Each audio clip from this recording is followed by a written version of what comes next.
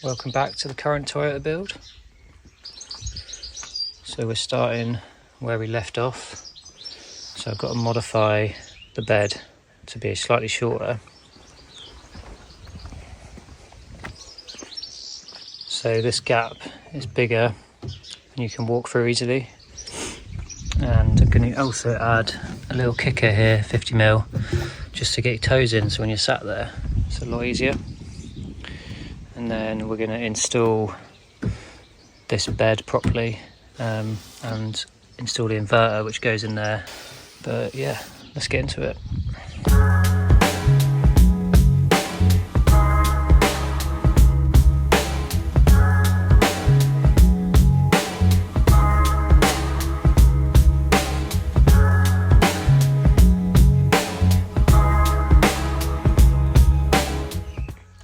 This is all now trimmed up, so the gap's much bigger now, and you can step in and you can turn your feet, you slot in like that. Got a little kicker that also acts as ventilation for the batteries which are going to be inside here, so it's a little false kicker.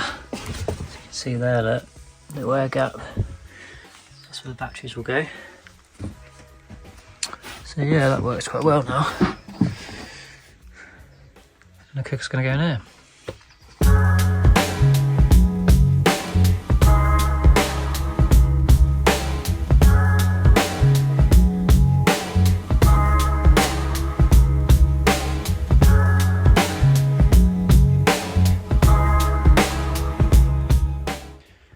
I've made these little supports, these legs, so when you pull out the bed or this seat, they flip down and act as a leg to support it.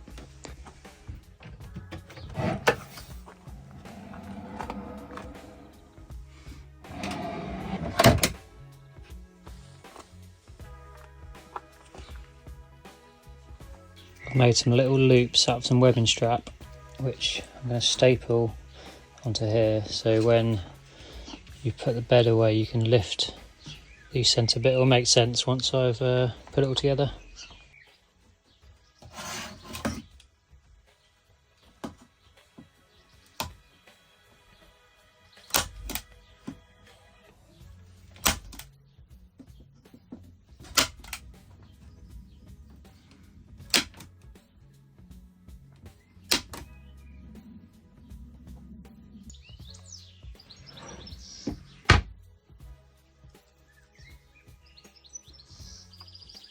Going to install this bed, but to do that I've got to install the inverter on here first.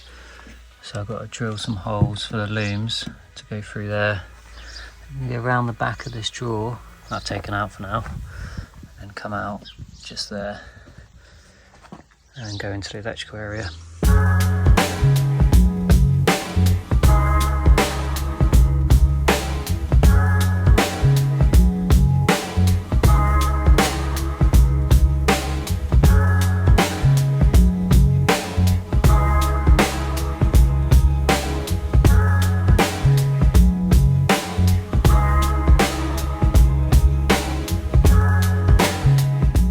So this Renogy inverter comes with a little remote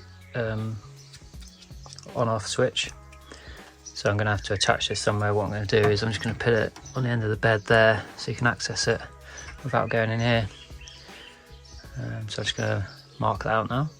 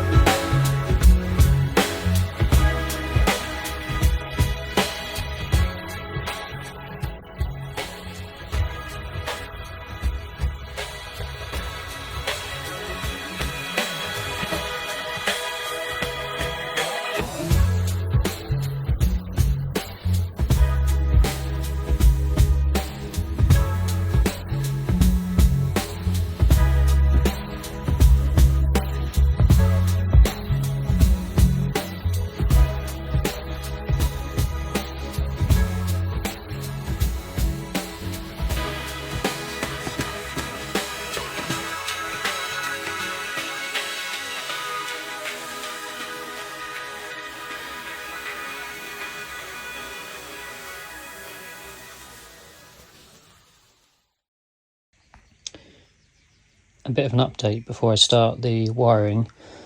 I had to get rid of the Clayton power system.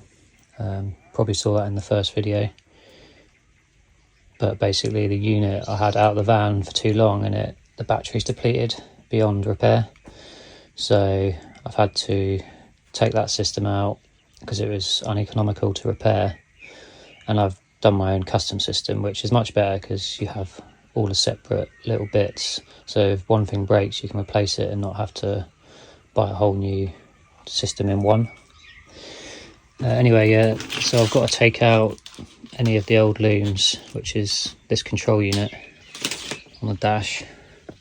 So I think I can just pull it through. Actually, I don't have to take any trim off, which is nice. And then I'll be able to take this off. All my cables are now routed neatly.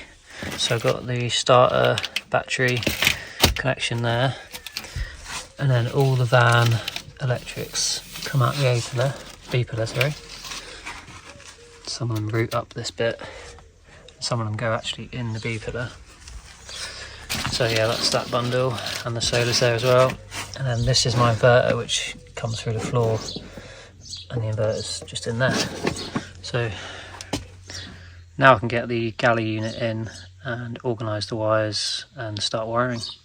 Battery tray is in position. That slots in and locks into the back, and then there's 4 screws at the front. So if you ever need to take the batteries out, you just undo those screws, get it out. But yeah, basically that bit of 12mm ply slots under there, just holds it in place.